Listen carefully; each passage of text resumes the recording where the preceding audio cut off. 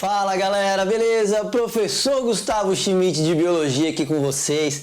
E o nosso resumo de hoje vai tratar de um assunto que é muito frequente nas provas, que são as relações ecológicas. Nessa aula trataremos das relações ecológicas ditas harmônicas, aquelas onde nenhum dos indivíduos pode sair prejudicado, o que não significa que os dois vão se beneficiar, mas ninguém vai sair prejudicado. Então, como é um resumo, a gente vai passar rapidamente citando alguns exemplos, definindo as relações para que vocês consigam lembrar e responder as questões que abordem essa temática. Primeiro a gente tem que entender uma coisa. Existem relações ecológicas que são classificadas como relações intraespecíficas ou homotípicas e as relações interespecíficas ou heterotípicas. Relações intraespecíficas são relações que acontecem entre indivíduos da mesma espécie. Intra significa dentro. E relações interespecíficas entre indivíduos de espécies diferentes. Afinal de contas, inter significa entre duas coisas diferentes. Beleza? Então, se a gente falar aqui, então você vai ter que sempre pensar no exemplo que a questão está te oferecendo e pensar, eles são de espécies diferentes ou da mesma espécie? E essa relação vai ser inter ou intraespecífica, beleza? Então, vem comigo que a primeira relação que eu quero tratar é a relação intraespecífica, lembrando que aqui é só harmônica, chamada de colônia. Galera, colônia, agrupamentos de indivíduos da mesma espécie, claro, a mesma espécie, eu não tenho uma relação intraespecífica, e ela tem uma característica, porque esses indivíduos estão vivendo juntos, grudados. Então, galera, ligação, existe uma ligação anatômica entre eles, tá? Ligação anatômica. Eles estão ligados, estão grudados. E aí nós temos, por exemplo, corais, aqui eu trouxe para você uma imagem dos corais e uma caravela. E aí repara uma coisa, tem uma coisa interessante aqui nessa questão de relação por colônia.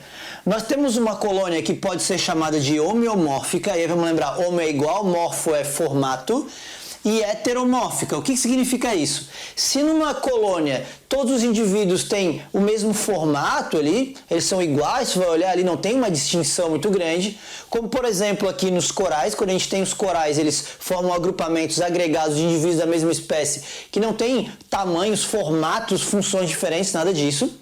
Então são colônias homeomórficas, como se fossem as colônias de bactérias também, por exemplo. E nós temos as colônias heteromórficas, onde indivíduos terão tamanhos, formatos e até funções diferentes, como é o caso da caravela portuguesa aqui. A caravela é um quinidário formado por colônias de pólipos, e aí tem um pólipo ali que vai servir para flutuação, aí tem um tentáculo diferenciado que é para captura de presas, tem um tentáculo diferenciado para reprodução, então ele tem formatos diferentes. Então isso é colônia, beleza? Corais, caravela. Algumas algas formam colônias, bactérias podem formar colônias, isso é colônia. Como é que a gente vai diferenciar uma colônia de uma sociedade? Sociedade também é uma relação intraespecífica, indivíduos da mesma espécie vivendo juntos, todo mundo se ajudando e tal. Só que uma sociedade, os indivíduos eles não estão ligados anatomicamente, não estão grudados. Repara aqui, formigas são insetos sociais, abelhas também. Não existe uma ligação anatômica, eles não estão grudados, beleza? Então isso é uma sociedade. Essa sociedade, nós precisamos ter divisão de tarefas, tá? Então, para ser considerado uma sociedade verdadeira, nós temos que ter divisão de tarefas.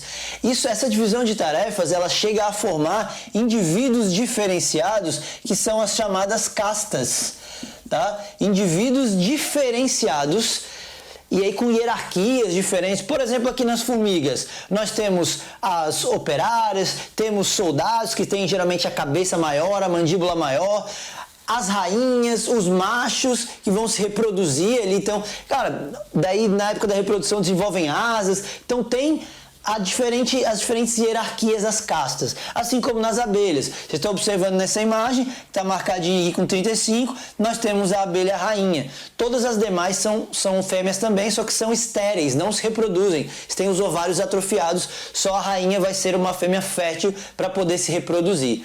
Beleza? Então isso é uma sociedade. Aí, galera, a gente começa nas relações interespecíficas, que caem muito. Então eu quero começar com você aqui uma distinção entre protocooperação e mutualismo. Ambas as relações são assim. O que você observa isso? Cada sinalzinho desse representa um indivíduo. Se tem um sinal positivo é porque ele está se beneficiando. Negativo, ele estaria sendo prejudicado. O que a gente não vai encontrar nessa aula, já que essa aula é de relações harmônicas. Um 0 significa que aquele indivíduo seria neutro na relação. Ele nem se beneficia, nem se prejudica, beleza? Então reparem que uma protocooperação e um mutualismo serão as nossas únicas duas relações de benefício mútuo. Os dois se ajudam. A protocooperação, alguns autores chamam de mutualismo facultativo ou mutualismo não obrigatório. Então, já pega a diferença aí, pega essa visão aqui, ó. A protocooperação, os dois se ajudam, mas não existe uma dependência, uma obrigatoriedade daquela relação acontecer. Os dois vivem muito bem separados sem aquela relação. Então aqui, por exemplo, olha só essa imagem. Um boi e uma ave em cima do boi. Essa ave se alimenta de carrapatos, de parasitas, ectoparasitas ali do boi. Então o boi se dá bem, porque afinal de contas fica livre dos parasitas. E a ave se dá bem porque consegue alimento. Só que não é uma relação de dependência, um não depende do outro daquela relação para sobreviver, beleza? Assim como essa imagem que a gente está vendo aqui, um caranguejo emitão ali, o paguro, ele acha uma concha vazia, abandonada de molusco, para entrar ali e se proteger. Nessa concha podem se instalar anêmonas, tá vendo aqui? Ó, anêmonas se fixaram nessa concha. E aí é uma relação onde a anêmona ajuda o caranguejo ajuda a anêmona. De que maneira isso aqui? O caranguejo ele se mexe, ele se locomove, então isso facilita e aumenta a probabilidade da anêmona capturar seus alimentos. E ao contrário, a anêmona confere proteção ao caranguejo, já que esses tentáculos da anêmona são urticantes, lembra os cnidoblastos que os cnidários têm ali. Então isso é bem importante vocês lembrarem. Belezinha? Seguinte, então isso é uma protocooperação, não existe obrigatoriedade. Pássaro palito, palitando os dentes do jacaré, então é isso aí. Mutualismo também é uma relação onde os dois se ajudam, mas é uma relação de dependência, é uma relação de obrigatoriedade. Um não vive sem o outro. E aí temos vários. Então, assim, quando você pegar um exemplo de uma questão, não decore assim, os exemplos. Tenta raciocinar em cima. Pegar exemplo de uma questão, para você saber se é um mutualismo ou uma protocooperação, que na verdade não tem tanta diferença assim, né? A protocooperação é um mutualismo não obrigatório, enfim. Você vai tentar procurar nas palavras do enunciado se você consegue ver a palavra dependência, por exemplo, é uma palavra que eles... Isso aqui é um N, tá, galera? Dependência, obrigatoriedade... Tá?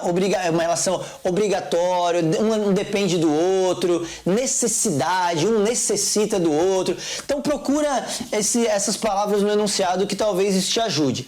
Aí nós temos alguns exemplos bem famosos. Líquens. Isso aqui é um líquen. O que é líquen? Algas mais fungos. Algas mais fungos.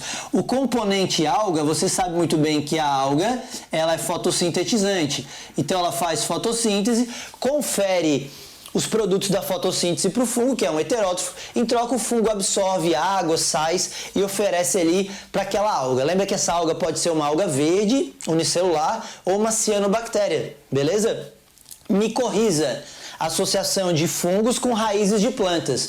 Num benefício muito semelhante com o que a gente tem aqui no líquen, tá? A planta faz fotossíntese, entrega para o fungo absorve substâncias e entrega para a planta. Aqui no mutualismo temos vários exemplos. A gente pode citar bactérias digerindo celulose dentro do trato digestório dos bois, os protozoários digerindo celulose dentro do trato digestório dos cupins. Cara, são vários e vários exemplos de mutualismo que podem ser cobrados. A polinização, beleza? Muitos autores, muitas questões trazem a polinização como exemplo de mutualismo, porque a planta depende daquele polinizador para concluir o seu ciclo de reprodução, e o polinizador, em contrapartida, dependeria daquele néctar, daquele pólen para poder sobreviver. Então, o mutualismo é uma relação muito legal, assim, porque ela necessitou de uma coevolução, de uma evolução em conjunto, né, dos dois indivíduos para eles dependerem tanto assim um do outro. E aí, agora a gente vai falar um pouquinho sobre relações que são mais zero. O que é mais zero? Um indivíduo se beneficia, que seria o mais, e o zero é um indivíduo que nem se beneficia, nem se prejudica, ele é neutro. Comensalismo. Comensalismo é uma relação que vocês sempre têm que ter na cabeça tá, uma relação de alimentação ali. Como assim? O comensal, ele busca restos de comida, sobras de comida. Então, por exemplo, a rêmora, que é esse peixinho chatinho aqui, ela fica do lado de fora do tubarão, aderida ali, esperando cair sobras de alimento, e aí ela vai obter essas sobras. O tubarão é neutro na relação, ele nem se beneficia, nem se prejudica, beleza? Na outra imagem nós temos aqui abutres que ficam esperando para se aproveitar de restos de animais deixados por outros predadores, por exemplo, tá? Então vão lá os leões, as hienas. Hiena não deixa sobrar quase nada, mas um leão vai lá, caça alguma coisa e o abutre pode se aproveitar das sobras quando o leão parar de comer. Então assim, galera, não decorem exemplos. Deem uma olhada no que o enunciado está descrevendo, no tipo de relação que ele está descrevendo ali. Tranquilo? Tá, isso é um comensalismo. O inquilinismo, olha o nome, galera, inquilino. Inquilino é alguém que aluga o espaço de outro, que vive sobre o espaço de outro. Então, o inquilino, ele não busca alimento, ele busca abrigo, proteção. Então, é quando um ser vai buscar abrigo, proteção no corpo de outro. Temos alguns exemplos, mas esse aqui é um dos que mais caem, que é um peixinho, que é o peixinho Fieraster, o peixe agulha. Ele se instala no interior da cavidade que existe no corpo do pepino do mar. Beleza? O equinoderma aqui, o pepino do mar. Então, ele está aqui assim, ó. Ele vai entrar nessa cavidade sem prejudicar o pepino do mar, porque ali ele tem abrigo, ele tem proteção. Então essa é a diferença de um inquilino para um comensal. Comensal buscava sobra de alimento, inquilino vai buscar abrigo e proteção. Existe um inquilinismo feito por plantas. Esse inquilinismo feito por plantas normalmente é descrito como um epifitismo. Beleza? Epi significa periferia, superfície, fito significa planta. Então, uma planta vivendo sobre outra. Beleza? Então, nós temos aqui nessa imagem um grande exemplo de planta epífita, que é a bromélia. Olha aqui, bromélia. Ela está aqui vivendo sobre outra, sem prejudicar, tá, galera? Bromélias e orquídeas. Bromélias e orquídeas são dois grandes exemplos de epífitas. Não são parasitas, tá? Bromélia e orquídea estão ali buscando um suporte, um apoio, ficar mais próximo da luz, tal. Não são plantas parasitas, presta atenção. Existem plantas parasitas, claro, que sugam seiva, mas aí seria uma relação desarmônica, uma outra parada, nada a ver. Epífitas não são parasitas. E pra gente fechar e encerrar aqui a nossa primeira aula de relações ecológicas, porque a gente vai ter um resumo, a próxima aula é um resumo de relações ecológicas desarmônicas. Nós temos aqui a forésia, que vocês podem encontrar alguns chamando de foresia, forese e tal, que também é uma relação mais zero. Mas aí é uma relação que não é buscando um alimento, como é um comensalismo, nem um abrigo, como é o inquilinismo. Aqui é uma relação buscando um transporte. Tá? Um transporte. É quando uma espécie utiliza a outra, pegando carona nessa outra para se deslocar. Então nós podemos ter isso em plantas, e eu não sei como é que vocês chamam essa planta aqui, eu chamo de pega-pega, já também eu ouvi chamar de pico-pico, enfim, não interessa, mas esse fruto aqui, a dispersão dele é grudar nas coisas, grudar nos pelos de mamífero, pode grudar na nossa calça, no cadastro do nosso tênis. Se a gente tem um animal de estimação, um cachorro, ele vai brincar no mato, volta todo cheio disso aqui. Esses são pega-pega. Tá? E aí a dispersão dele é por isso, ele pega carona e aí vai ficando cada vez mais seco, aí a semente cai no chão, no solo e tal. Então isso é uma forésia.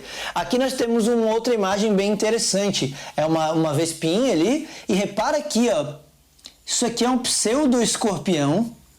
Esse pseudo-escorpião, olha o tamanhozinho dele, ele tá pegando carona. Quando essa vespa voar, vai lá o pseudo-escorpião, parece que tá ali, de parapente ali, Deve ser uma adrenalina absurda, mas é assim que ele se locomove. Nós temos vários ácaros pegando carona, insetos que voam, tá? Então isso é pegar carona, forésia, é utilizar um outro tipo de ser vivo para transporte. Beleza? Existem alguns até parasitas que fazem isso, utilizam vetores para levar de um para o outro e tal. Isso é forésia, beleza? É uma relação onde o indivíduo que está pegando carona se beneficia e o outro nem se beneficia nem se prejudica. Beleza, rapaziada? Então, esse foi um resumo aqui das principais relações ecológicas harmônicas que existem. Eu espero que vocês tenham gostado, espero que vocês tenham entendido, tá? Lembrando que a próxima aula é o resumo das relações desarmônicas, que caem demais também. Se você ainda não segue lá, ó, o Me Gusta Bio no Instagram, faça isso, lá eu posto conteúdo diariamente, não só coisa de aula mesmo, muita notícia relacionada à ciência. Eu tenho certeza que vocês podem aproveitar algumas informações que tem lá. Valeu, galera, foi um grande prazer estar aqui com vocês mais uma vez, um abraço e até a nossa próxima aula.